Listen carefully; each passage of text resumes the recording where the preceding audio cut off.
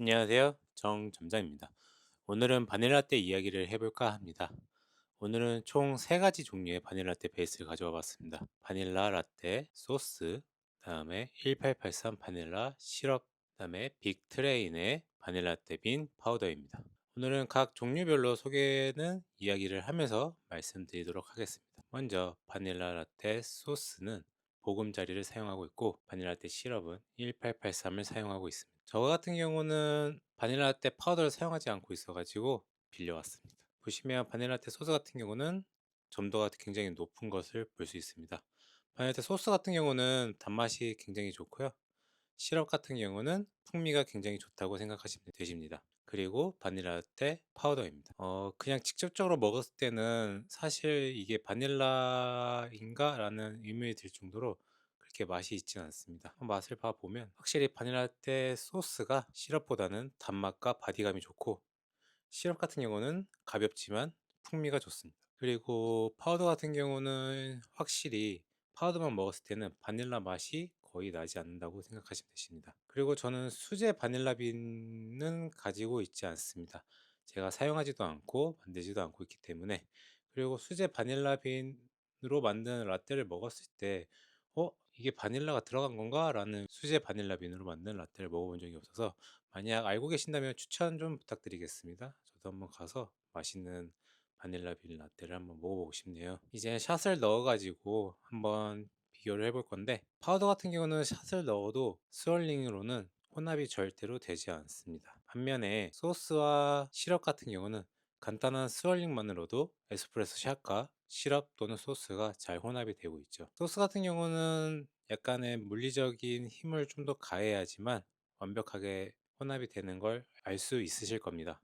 지금 보시면 약간 바닥에 소스가 묻어 있는 게 보이시죠? 그래가지고 이렇게 간단한 스월링은 소스랑 시럽만, 다음에 파우더 같은 경우는 물리적인 힘으로 잘 저어 주셔야지만 풀리기 때문에 바쁜 매장에서나 아니면 테이크아웃 매장에서는 약간 사용하기 힘든 제품이라고 생각하시면 되십니다. 그래도 빅트레인 바닐라빈 파우더가 음료 제조에 맞춰서 나온 제품이기 때문에 그렇게 많은 시간을 들여서 녹여야 할 필요는 없지만, 그래도 어느 정도 시간을 투자해야 되는 것이기 때문에 테이크아웃 매장에서 사용하신다면 제조 시간이 소스랑 시럽에 비해 한 2배가 아니라 한 4~5배 더 걸린다고 생각하시면 되십니다. 한번 자세히 보여드리도록 하겠습니다. 소스로 혼합한 베이스, 시럽으로 혼합한 베이스, 요거는 이제 파우더로 혼합한 베이스입니다. 파우더 같은 경우는 수분기가 없기 때문에 훨씬 더 걸쭉하고 돼 보이는 게 보이시죠? 한번 맛을 봐볼게요. 소스 에스프레소, 단맛이 잘 받쳐주고 있습니다. 시럽 같은 경우는 가볍지만 바닐라 풍미가 좋고, 그 다음에 파우더 같은 경우는 확실히 질감이나 한 단계 더 맛을 표현해줘서 깊고 풍부하다고 느껴 고급지다는 생각이 듭니다. 근데 단점이라면 약간 프리마 커피가 생각난다는 게 약간 단점 아닌 단점이죠. 그래서 이제 우유를 혼합해가지고 한번 제대로 된 바닐라 라떼를 맛을 봐보도록 하겠습니다. 결국에는 완제품을 먹어야지만 그 소스, 시럽, 파우더의 진짜 맛을 알 수 있는 거겠죠. 저희가 뭐 바닐라 라떼를 시켰는데 뭐 에스프레소랑 뭐 소스 베이스만 섞어서 주세요라는 손님은 없으니까요. 그래서 결국 완성품을 먹어봐야지만 최종적으로 우리가 어떻게 레시피를 잡아야 되는지를 알 수 있게 됩니다. 저희 매장 같은 경우 컵 용량이 480ml인데 샵 베이스를 제외하고 우유가 250g 들어갑니다. 상당히 많이 들어가죠. 그렇기 때문에 시럽만 사용하거나 소스만 사용하기엔 맛이나 바디감, 질감, 풍미가 떨어질 수 있어서 시럽과 소스를 같이 사용하고 있습니다. 저희가 보이는 것 같이 우유도 많이 들어가기 때문에 우유값이 상당히 많이 들어갑니다. 음료 만드는 것도 중요하지만 판매하는 음료의 원재료 값을 계산하시고 음료 가격을 책정하셔야 합니다. 기본적인 원재료 비율은 원재료의 30%가 넘지 않을 정도로 잡아주시는 게 최적의 단가 조절 비율입니다. 원재료가 30%가 넘어갈 경우에는 이제 뭐 인건비, 뭐 임대료, 재료가 하게 된다면 금방 50%, 60%가 넘어가기 때문에 원재료 값은 30%안 넘는 게 제 최선의 방법입니다. 30%에 들어가는 거는 우유, 샷, 바닐라 베이스, 컵, 얼음 이런 게 다 포함되는 가격입니다. 이제 겉으로 봤을 때는 셋 다 비슷하게 보이시죠? 이렇게 완제품을 만들었을 때는 비교가 불가능합니다. 그래서 좀 더 맛을 보고 한 번 더 비교를 해 보도록 하겠습니다. 먼저 소스가 들어간 바닐라 라떼입니다. 바닐라 라떼 소스 같은 경우는 단맛과 바디감 중심으로 바닐라 맛이 올라오나 애프터가 짧고 풍미가 약하다는 단점이 있고, 바닐라 시럽 같은 경우는 가볍지만 단맛이 좋고 애프터 테이스트에서 올라오는 풍미가 단연 좋습니다.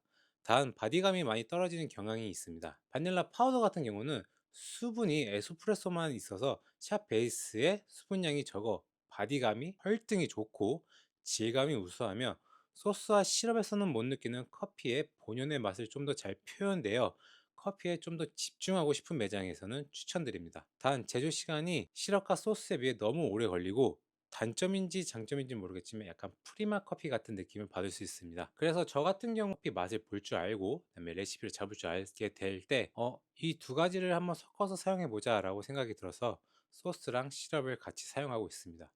그래 가지고 저희 매장 같은 경우는 바닐라가 라떼 다음으로 제일 많이 판매되는 제품이에요. 그리고 손님들도 바닐라 라떼를 언제 드시고 싶냐라고 생각을 할 때 카페인은 필요한데 당 충전도 하고 싶고 단맛이 클린하게 떨어져서 입에 남지 않는 단맛을 선호하기 때문에 저 같은 경우는 소스, 시럽을 혼합해서 바닐라 라떼 레시피를 만들었습니다. 이러면 커피의 맛도 해치지 않고 라떼를 먹는 질감도 살릴 수 있어서 밸런스 있는 바닐라 라떼를 만들었습니다.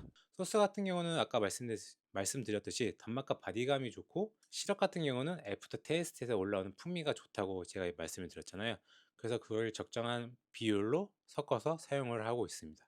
저희 같은 경우는 보금자리 바닐라 라떼 20g, 그다음에 1883 바닐라 라떼 시럽 10g 이렇게 사용하고 있고요. 그래가지고 저희 에스프레소의 적정한 비율이 20, 10, 그다음에 에스프레소입니다. 다른 분들 매장에서는 에스프레소를 어떻게 사용하거나 아니면 에스프레소의 로스팅 강도 아니면 원두가 어떤 건지는 제가 잘 모르겠지만, 무조건 제 레시피를 따라한다기보다는 한번 맛을 보고, 그러니까 기본 베이스 제 레시피를 따라서 맛을 보고 어디가 좀 더 부족하다 아니면 어디가 좀 더 튄다 라고 생각하시면 그 비율을 조금씩 줄여 가지고 아니면 조금씩 늘려 가지고 레시피를 잡아 보시면 한층 더 고급진 바닐라 라떼를 만들 수 있을 거라고 저는 생각합니다. 본인 음료를 맛을 보고 그다음에 그거를 평가를 해서 맛이 있는지 없는지 아니면 어디가 부족한지 아니면 어디가 튀는지를 알아야지 음료를 계속적으로 만들 수 있고 잡을 수 있거든요.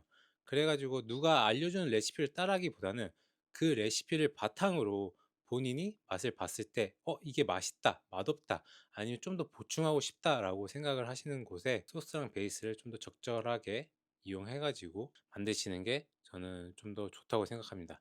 그러니까 무작정 따라하는 거는 기본만 따라 하시고 거기서 좀 더 디벨롭을 본인 스스로 하시면 나중에 매장 운영에도 큰 도움이 될 거라고 저는 생각을 하고요. 바닐라 라떼 파우더 같은 경우는 손으로 물리적으로 젓는 것보다는 전동 휘핑기 같은 걸로 사용하셔서 저어 주시는 것이 퀄리티적이나 시간적으로 훨씬 더 효율적입니다. 이렇게 세 가지 종류의 바닐라 라떼를 소개해 드렸는데, 테이크아웃 매장에서는 저는 소스랑 시럽을 사용하는 걸 추천드리고, 이제 매장이 테이크아웃 매장이 아니라 홀 매장에 손님들도 많다라고 하신다면 이제 파우더 같은 걸 사용하셔서 좀 더 모양적으로나 그다음에 맛적으로나 이런 거를 좀 더 잡아서 매장을 운영하시는 게 좀 더 도움이 될 거라고 생각을 합니다. 소스랑 시럽 같은 경우는 샷 베이스를 만들고 전부 다 섞어서 나가는 경우가 대부분이에요. 근데 이제 파우더 같은 경우는 샷 베이스를 만들 때 수분이 없어 가지고 우유, 얼음을 먼저 넣은 다음에 샷 베이스를 올려서 아래는 우유, 위에는 샷 이렇게 만들어 가지고 좀 더 디테일한 모양을 만들 수 있기 때문에 좀 더 고급진 음료를 먹는다고 생각이 들 수 있거든요. 근데 소스랑 시럽 같은 경우는 전부 혼합해서 나가기 때문에 기본적인 그냥 일반적인 음료라고 생각이 듭니다. 만약에 단가가 좀 있는 바닐라 라떼를 만들고 싶으시다면 그런 디테일을 잡아 가지고 만드는 것도 추천드립니다. 보금자리 바닐라 라떼 소스 펌프가 한 펌프당 38g이 나옵니다. 근데 이제 20g을 고정적으로 사용해야 되는데 그때그때 무게 잴 수가 없잖아요. 그래서 한 가지 팁을 드리자면 저 같은 경우는 중간에 20g까지 나오는 펌프의 깊이를 측정해서 영상과 같이 고정을 시켜줬습니다. 그러면 일일이 20g씩 저울로 잴 필요가 없기 때문에 훨씬 더 효율적으로 사용할 수 있게 됩니다. 그다음에 바닐라 라떼 파우더 같은 경우는 샷 베이스랑 우유 베이스가 이렇게 나뉘어서 만들 수 있는데, 제가 요번에 테스트를 하면서 샷 베이스랑 우유 베이스 둘 다 해 가지고 먹어봤어요. 샷 베이스는 에스프레소에 파우더를 섞는 거고요. 우유 베이스는 우유에 바닐라 라떼 파우더 베이스를 섞는 겁니다. 두 가지 맛을 봤는데 샷 베이스로 만드는 게 훨씬 더 맛있습니다.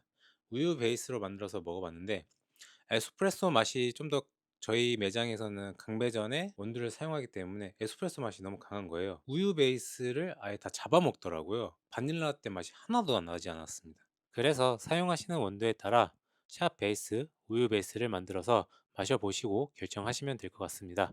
개인적으로 바닐라 라떼는 경우에 따라 다르겠지만 샷 베이스를 추천드립니다. 아이스 우유 베이스인 경우 피처에 우유, 바닐라 파우더를 넣고 휘핑기를 이용해서 잘 혼합해 주시면 되지만 상당히 시간이 많이 걸립니다. 따뜻한 우유 베이스인 경우 피처에 우유, 바닐라 파우더를 넣어 주시고 바로 스팀해 주시면 됩니다. 그래서 오늘 바닐라 라떼 이야기를 이렇게 드려봤는데요. 마지막으로 요점을 정리하자면 바닐라 라떼는 우유 베이스보단 샷 베이스로 만드는 게 맛있고, 테이크아웃 매장은 소스, 시럽을 사용하면 좋고, 홀 매장에 판매가 많고 커피의 본연의 맛과 바닐라 라떼의 퀄리티, 고급미를 내고 싶다면 파우더를 사용하면 될 것 같습니다. 베이스를 요약하자면 소스는 단맛과 바디감이 좋지만 애프터에서 오는 풍미가 약하고, 시럽은 단맛이 좋고 애프터에서 오는 풍미가 좋지만 바디감이 약합니다. 파우더는 단맛과 질감이 풍부하며 후미에서 한 단계 더 높은 짙은 풍미가 고급미를 주지만 프리마 커피가 생각나고 제조 시간이 너무 오래 걸립니다. 그리고 커피 베리에이션 음료를 만들 때 사용되는 시럽, 소스, 파우더 베이스는 35에서 50g을 기본으로 넣는다고 생각하시고 추가하거나 빼거나 해서 맛의 비율을 조정하시면 될 것 같습니다. 오늘 이렇게 긴 시간 동안 저의 바닐라 라떼 이야기를 들어주셔서 감사드리고요. 다음에 더 재밌고 유익한 카페 정보가 있으면 이야기 드리도록 하겠습니다. 그럼 안녕히 계세요.